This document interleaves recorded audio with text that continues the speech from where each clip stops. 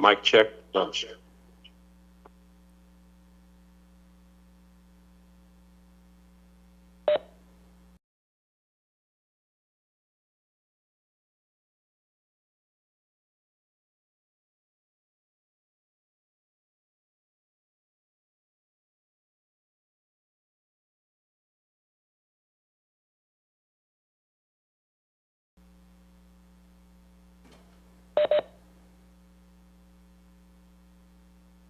Check two.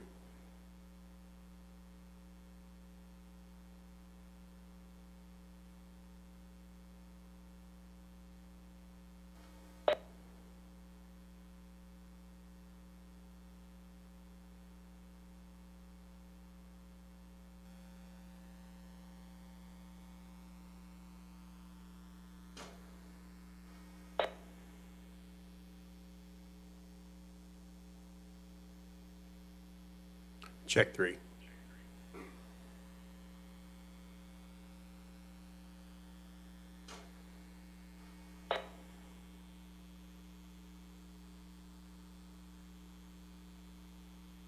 Check three.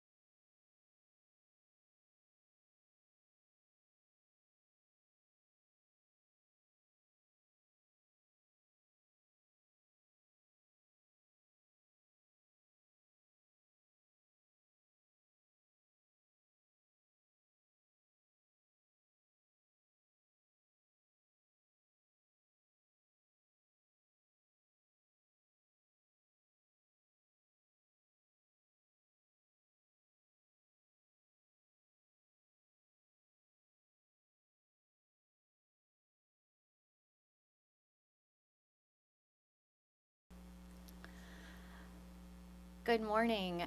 We are waiting for Commissioner Mitchell or Commissioner Coleman to dial in. So once she dials in, we'll start the meeting. So it'll be just probably a few more minutes. Thank you.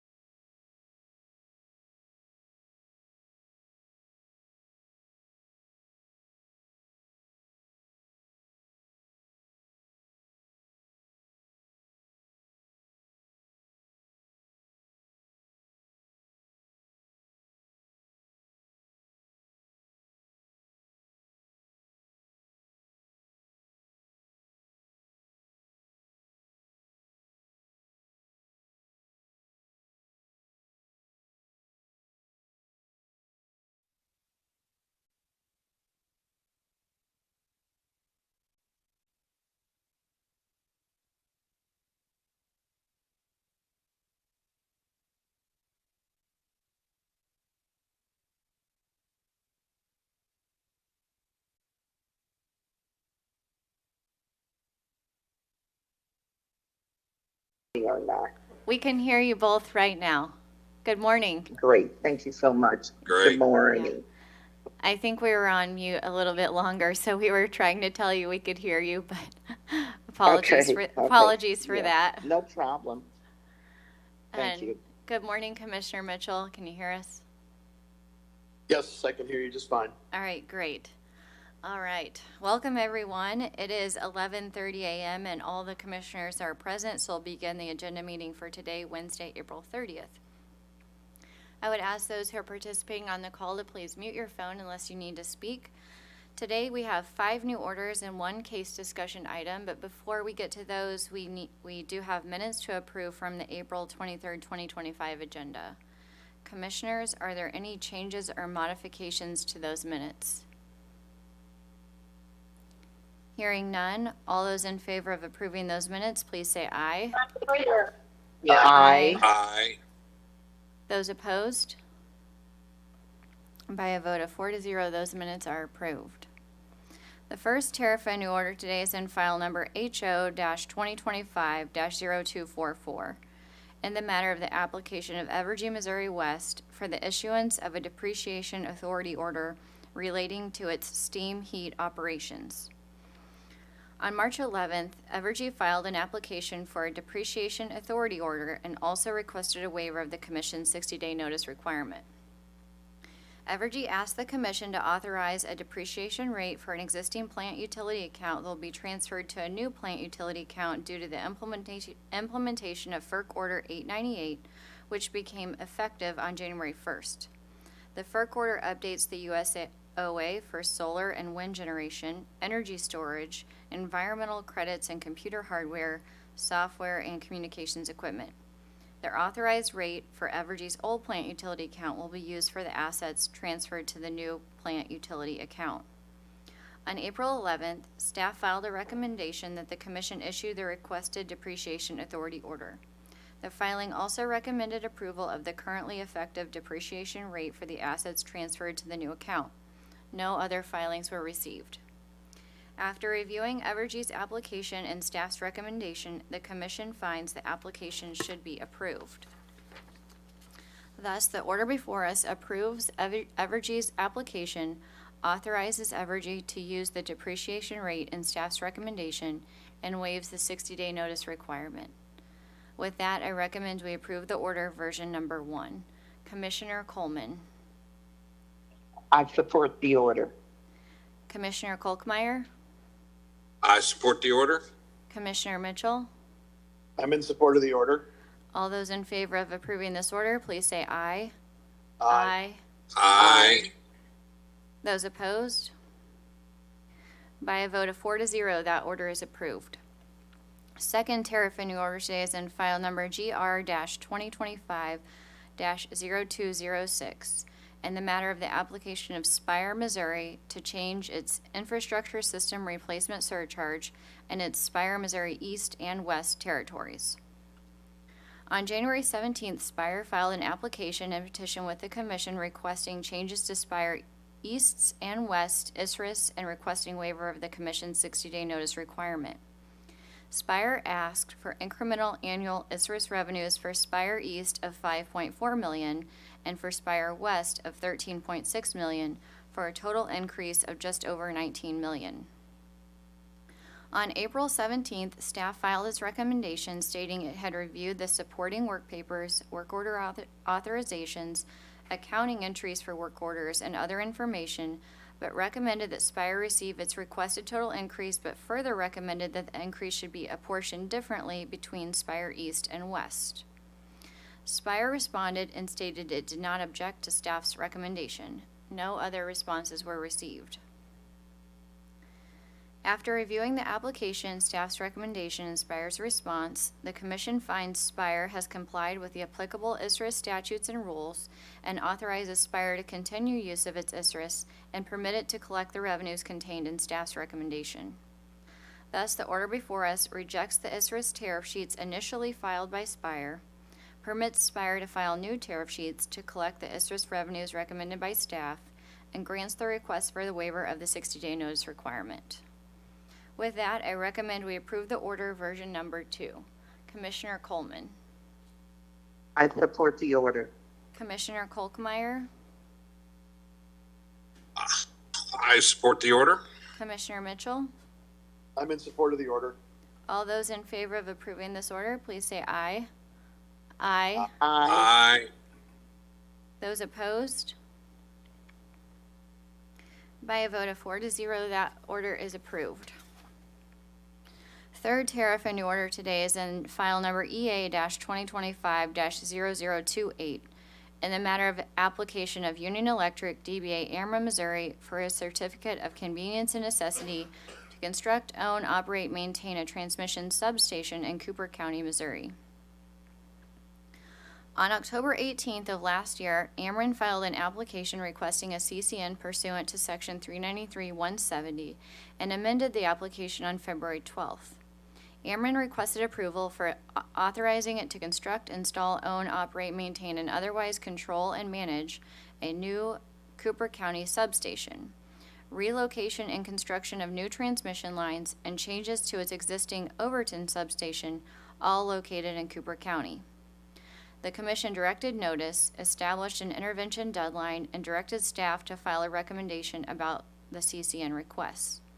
The Commission granted intervention to Renew Missouri and several landowners. On March 20th, staff filed a report recommending the certificate be granted with several conditions. Staff stated there's a need for the service as Ameren currently has outage and congestion cost constraints at its Overton substation, and there are coordinated flow gate congestion resolution requests from MISO with SPP at the Overton substation. Staff also suggested the project would promote the public interest as necessary to alleviate outage constraint and generation interconnection requests. On April 18th, Ameren filed a motion and stated that Ameren agrees to the conditions proposed by staff, except one which staff and Ameren have agreed to change. The motion further states that no parties request a hearing. On that same day, the landowners withdrew their request for intervention and stated they did not oppose the Commission issuing a CCN to Ameren. OPC then made a filing on April 21st stating it does not object to Ameren's request. Therefore, the order before us grants Ameren a CCN subject to the agreed-upon conditions. And I think generally when reviewing this agreement, I was really impressed with the number of landowner provisions that were contained within it. So I really appreciate the utility and the parties working together to come up with those agreements and stipulation. So thank you. With that, I recommend we approve the order version number 1. Commissioner Coleman. I support the order. Commissioner Kolkmeyer. I support the order. Commissioner Mitchell. I'm in support of the order. All those in favor of approving this order, please say aye. Aye. Aye. Those opposed? By a vote of 4-0, that order is approved. Fourth tariff renew order today is in file number EO-2025-0223 in the matter of the joint application of Empire District Electric, DBA Liberty, and Southwest Electric Cooperative for approval of a second territorial agreement designated the boundaries of exclusive service areas for both near the city of Bolivar, Missouri. On February 14th, Liberty and Southwest Electric Co-op jointly filed an application seeking commission approval of a second territorial agreement and requested a waiver of the commission's 60-day notice requirement. The application states that approval of the second territorial agreement would not be detrimental to the public interest because the agreement prevents the duplication of electric service facilities, makes it less burdensome for Southwest to serve the requested billboards. No existing customers would be affected by the territorial agreement. No other territorial agreements are affected. And the affected parties, the City of Bolivar, Southwest, and Liberty, have all requested that Southwest serve these parcels of land. On October 15th, staff filed a recommendation stating the territorial agreement is not detrimental to public interest and recommended the commission approve the agreement. No other filings were received. Therefore, the order before us approves the application and grants the request for a waiver of the 60-day notice requirement. With that, I recommend we approve the order version number 1. Commissioner Coleman. I support the order. Commissioner Kolkmeyer. I support the order. Commissioner Mitchell. I'm in support of the order. All those in favor of approving this order, please say aye. Aye. Those opposed? By a vote of 4-0, that order is approved. Final tariff renew order today is in file number GC-2025-0277. Catherine Cogorno versus Spire, Missouri. On April 14th, Ms. Cogorno filed a complaint with the commission against Spire. The complainant indicated she is concerned about the safety of AMI meters, and while she appreciates being able to opt out of having an AMI meter, she does not believe paying the $30 per month to opt out is appropriate. The Commission's formal complaint form asks complainants to state the statute, tariff, or Commission regulation that Spire violated. The Commission's formal complaint form states that there is no violation, it's just a request. On April 16th, the Commission directed the complainant to explain the violation. The complainant responded but did not allege a violation of the statute, tariff, or commission regulation or order. Spire's current tariff does permit Spire to charge a non-standard meter reading monthly charge of $30. Therefore, Spire is not committing a violation by charging the $30 per month fee for a non-standard meter. As such, the order before us dismisses the complaint. However, I think it's important to note that in Senate Bill 4, which was signed into law by Governor Kehoe on April 9th, provides that starting July 1st, 2026, utility customers may request a non-standard meter, and the utility may not charge more than $15 per month, meaning that in the near future, Ms. Cogorno may be able to opt out for a lesser fee per month. With that, I recommend we approve the order version number 2. Commissioner Coleman. I support the order. Commissioner Kolkmeyer. I support the order. Commissioner Mitchell. I'm in support of the order. All those in favor of approving this order, please say aye. Aye. Aye. Those opposed? Aye. Oops, sorry, Commissioner Kolkmeyer. Those opposed? By a vote of 4-0, that order is approved. And last on the agenda today is the case discussion. So with that, I will go to Judge Sire. All right, thank you, Chair Hahn. Today's case submitted for case discussion is Missouri American Water's application for an increase in its water and wastewater operations. The evidence in the case was heard in early March. The parties have since submitted initial briefs and reply briefs, and so it is now at a point where the commission, it is ready for the commission's decision on the remaining issues. Earlier this week, I distributed a memo summarizing those issues and the evidence on those issues, and so I would just turn it over to the commission if you have any questions. Are there questions for Judge Sire? Judge Sire, would you mind walking us through the questions that are going to be presented to the commission? As you know, there were stipulation and agreements submitted on the majority of the issues that had been presented initially to the commission. What remains are issues related to class cost of service, rate design, and a proposed universal affordability tariff designed to provide low-income customers assistance with their bills. Thank you, Judge Sire. I think I might just kind of take this one question at a time, and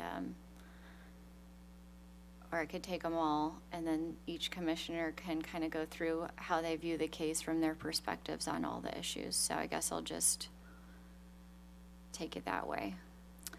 I think the first question that we need to decide is whether or not to approve the revenue requirement settlement agreement that was proposed by the parties. I would propose that we do adopt the revenue requirement settlement agreement for approval. That request, the company's original request was just over $195 million, with the agreed upon amount being around $142 million. So just slightly more than $50 million less than the original request. As part of that agreement, several requests by the company were dropped, which I think is constructive for ratepayers, including production cost tracker, RSM, among others. So that's kind of where I land on the first issue. Knowing these can be complex issues, maybe I will just go around. So the question before us is, does the commission want to approve the revenue requirement settlement agreement? Commissioner Coleman, what are your thoughts? Madam Chair, I'm right there with you. I am in line with your thoughts, so I support your position. Thank you, Commissioner Coleman. Commissioner Kolkmeyer. I concur. I support your position. Thank you, Commissioner Kolkmeyer. Commissioner Mitchell. Yeah, I feel the settlement is reasonable in my view, and I think we'll talk in a little bit about the rate design. So I support that. Thank you, Commissioner Mitchell. Okay, the second question posed to us is, what is the appropriate rate design? And I think this issue can be fairly complicated fairly quickly.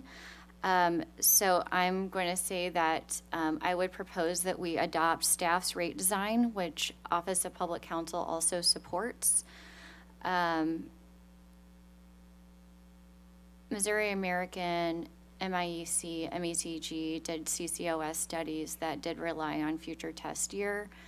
Well, MIEC and MECG adjusted theirs, but either way, they were based on a future test year. So I would propose that we use the staff's recommendation for their CCOS and their recommendation on rate design, which would be all increases shared amongst the customer classes equally.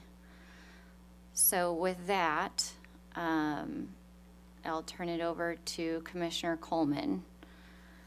Madam Chair, I concur with your position. Thank you, Commissioner Coleman.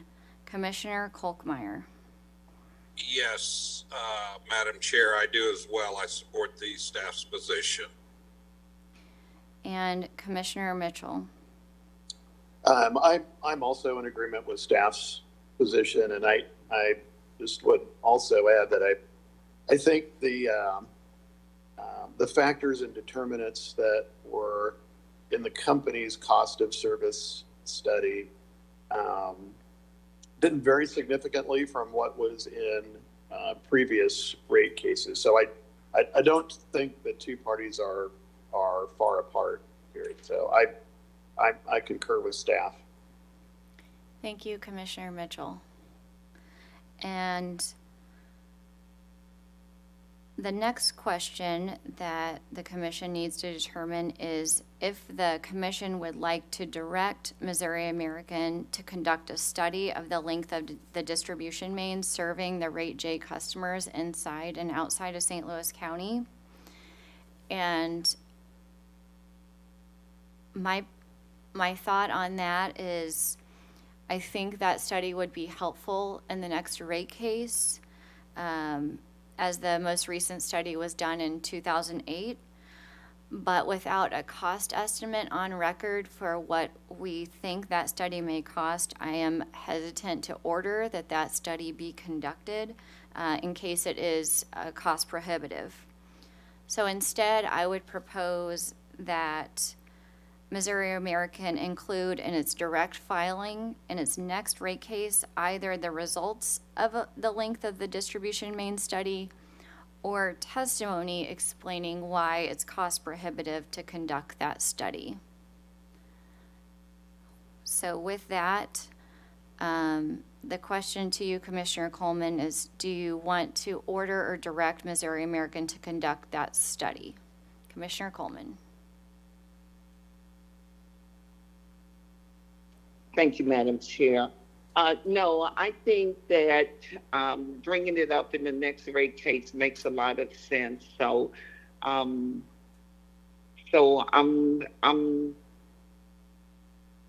just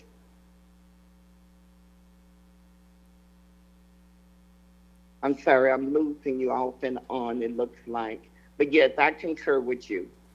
Thank you, Commissioner Coleman. Commissioner Kolkmeyer. My position is no, and I concur with your position. Thank you, Commissioner Kolkmeyer. Commissioner Mitchell. Yeah, I would also be cautious about ordering the study to be done. I would be surprised if the company didn't have a fairly complete asset inventory of what they already had in the ground, and I didn't hear or don't recall hearing testimony that this was a big problem for them. So I think if they want to look at their asset inventory and if updating or additional study is necessary, I'd be in support of doing that, but I'd be hesitant to order it at this time. Thank you, Commissioner Mitchell. Okay, and the last item for the commission determination is whether or not the commission would want to approve the Universal Affordability Tariff Pilot Program. And there are a lot of things I could say about this proposal, but I think I'll leave it simple, which is I think it leaves ratepayers exposed to a lot of risk. And the fact that it doesn't have a program cap, there's no shared costs between shareholders and ratepayers like several other approved affordability tariff programs. It's unclear who it applies to, for how long it applies. And I think that not having a cap, not knowing who is qualified, we really don't know the level of exposure for ratepayers, and I'm really not comfortable with that. I think that moving forward, there will be a low-income workshop where we can explore affordability programs, and so I would assume that we would visit about these types of programs in that workshop. So with that, I would not recommend approving the program. Commissioner Coleman, what are your thoughts? Thank you, Madam Chair. So definitely, I think that this would place all the costs on the ratepayers and no costs on the investors. So I agree that we should disallow the university affordability tariff proposed by the company. Thank you, Commissioner Coleman. Thank you. Commissioner Kolkmeyer? Thank you, Madam Chair. I agree with both of you. What concerns me as much or more than anything is there's no cap. And I think we need to look at this and it needs to be more fine-tuned than at this time. So no, I'm not in favor of this. Thank you, Commissioner Kolkmeyer. Commissioner Mitchell? Thank you, Madam Chair. I appreciate your diplomacy in describing what were almost my thoughts exactly. And I also feel that we risk running afoul of state statute if we were to approve this. And I think calling it a pilot program with no limits, no caps, no endpoint, and really no metrics that we're testing in the pilot program seems to me that it's counterproductive to do that. So I agree with your position. Thank you, Commissioner Mitchell. Okay, Judge Sire, do you have what you need for an Yes, order? I believe so. Thank you, Chair Hahn. Thank you. Okay, the last item today is scheduling. Next week, Wednesday, May 7th, we have agenda at 11 a.m. with an USB meeting following at 11:30. Wednesday, May 14th, we have agenda at 11 a.m. Wednesday, May 21st, we have agenda at 9 a.m. to accommodate a public meeting with MISO and SPP here in the same room, 310 at 9:30 a.m. Tuesday, May 27th and Wednesday, May 28th, we have an evidentiary hearing scheduled in case EA-2024-0292 in the matter of the application of Evergy, Missouri West for permission and approval for a CCN for it to construct, install, own, operate, manage, and maintain control of 2 solar generation facilities here in this room, 310 at 9 a.m. with Judge Sire. Thursday, May 29th and Friday, May 30th, we have an evidentiary hearing in case EA-2025-0075, also an application from Evergy, Missouri West and Evergy, Missouri Metro for a CCN for natural gas facilities here in room 310 at 9 a.m. with Judge Hatcher. And then Thursday, May 29th, we have agenda at 11 a.m. Commissioners, are there any changes or modifications to the schedule? Hearing none. Any other business coming before the commission this morning?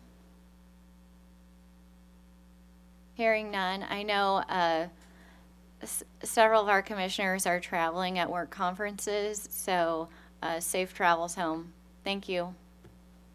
Thank you, Madam Chair. Thank you. Thank you, Madam Chair.